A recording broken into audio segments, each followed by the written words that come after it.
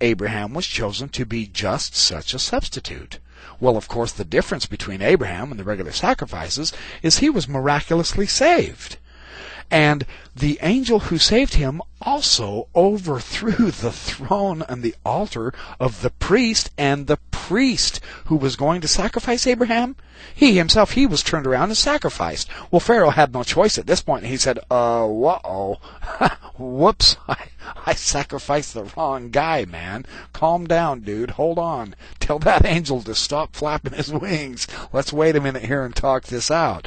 Pharaoh saw who had the true priesthood, and he said, well, it looks like I'm trumped. My best hand has been trumped by God. And he recognized this. So this is an incredible, dramatic, very emotional scene. He says on page 46, in the said rites, the royal person is resurrected from the lion couch, and what he does then is exactly what Joseph Smith identified Abraham doing in facsimile number 3. What he does is he mounts the king's throne, which is amazing. So the said festival rites are a well-established practice in other lands, and this is what he calls the Procrustes cycle. So Abraham takes the king's place on his throne. Fascinating.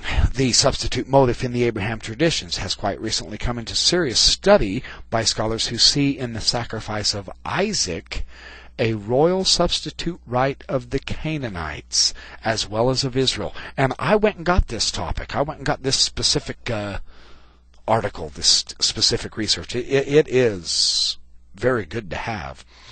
Well, as he said, in the case of Abraham, the sacrifice is arrested.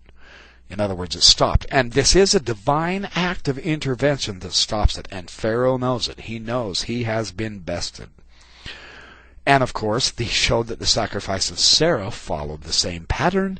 So here we have the entire family, Abraham, Isaac, and Sarah, all going through this same pattern.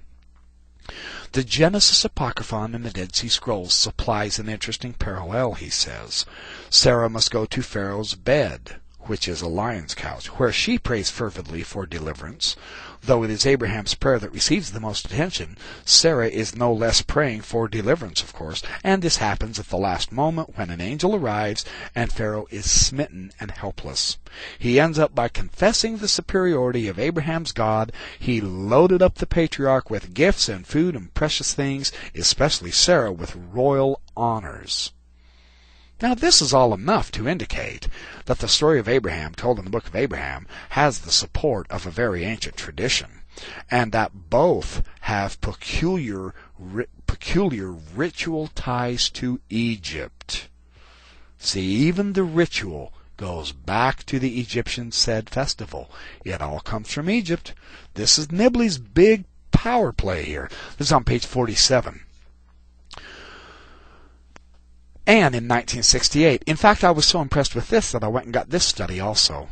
The Jewish rabbi, a critical analysis of the book of Abraham in the light of extra-canonical Jewish writing, he wrote a PhD dissertation, and he drew upon the Talmud and Josephus and Jubilees and the Sefer Yetzirah to describe the various legends and ideas of the book of Abraham, in his life. But he didn't look into half the sources that Nibley did. And if a Jewish rabbi writing a doctoral dissertation couldn't find half of these sources in 1968 that even Nibley did, how are we going to expect Joseph Smith to? On one moment, he's credited with being the biggest bumbling dumpkin that you can possibly imagine, and in another moment, he's the most adroit, well-read scholar. But the critics can't have it both ways with Joseph Smith. It's a fascinating conundrum they find themselves in, although they don't seem to ever want to address it very much. R.C. Webb's study, Joseph Smith as a translator, he is impressed only by the contrast between the Book of Abraham and the non-canonical sources available to him. He doesn't know anything about the large and neglected body of Abrahamic literature that's come to light since Joseph Smith's day. So this is a remarkable aspect of all of this. Now, we have to keep in mind that Nibley wrote his research on this Abraham in Egypt, if I can find the, in 1981. This is the late 70s. Now see, this is when Ebla, Tel Mardik, was real big and hot on the biblical archaeological horizon. Everyone was talking about Ebla, and so Nibley uses Ebla to discuss the ramifications of potential confirming aspects of the historicity of Abraham. This part of it is somewhat dated. There has been some excellent new research on the of the Chaldees, especially from a couple of the different farm scholars. And so this aspect of it is still an ongoing discussion. There's apparently a northern and a southern and there is not total unification yet on which one of these Abraham came from. But there was an ancient area, a city, a place called the of the Chaldees. The only question is, where is it? You see, well, this is part of his book that, of course, because of the ongoing archaeological processing of the fragments and the various translations and analysis and comparison back and forth, things are here a little dated. So then he discusses, starting on page 49, was Abraham real? Some new theories about the life of Abraham. And it's very important to look at the narrative patterns in the ancient literatures. Abraham is exclusively preoccupied with theological and sociological trends, but the scholars avoid the historical descriptive task of treating the patriarchs as real people. So the current state of scholarly research, basically, he said in 1981, in Old Testament theology, has been described as in crisis. So the trouble is that archaeology has now thrust the world of the Old Testament into the historical past. So there can't be any retreat from the study of parallels.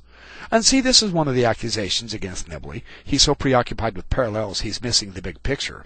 It's fascinating because parallels is the essence of biblical scholarship. I mean, from David Noel Friedman, William F. Albright, William G. Dever, Mark S. Smith, Frank Moorcross Jr., for Pete's sake, Vanderkam, and I mean, everybody, Robert Eisenman, everybody is discussing parallels with the Dead Sea Scrolls and the other literatures, you know. It's by parallels that historical connections are established. So it's kind of an idiotic criticism against Hugh Nibley for using the established standard scholarly method. It's okay for them when they do it with their scriptures, but it's utterly absurd for Nibley to do it with the LDS view. That just doesn't wash. You see the problem with that? It's really rather silly. Actually, it almost smacks of desperation. And in the 1970s, of course, the big concern was with the historical aspects of Abraham. And everyone was trying to fit everything together to discuss the